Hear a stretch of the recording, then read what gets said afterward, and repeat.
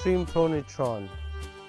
There exists a search mode called Void, which spans an area of 100 meters in length and 15 meters in depth. Additionally, there is a metal search mode, folks.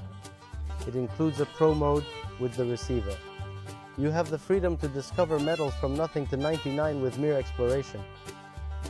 In the Void, my friends, just press the button on this side, usually this side. By choosing the Space S side, you can conduct empty searches. It successfully identifies up to a maximum of 100, a depth of approximately 15 meters, give or take 10%. The unit. The mode that works with the transmitter unit is as follows. By using the power button, you can find higher quality metals and voids.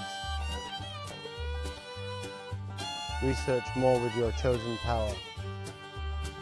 By effectively employing these three search modes, you have the ability to identify and locate your desired objective with great precision. Make sure to take good care of yourselves, and I'll be looking forward to seeing all of you in our upcoming video content.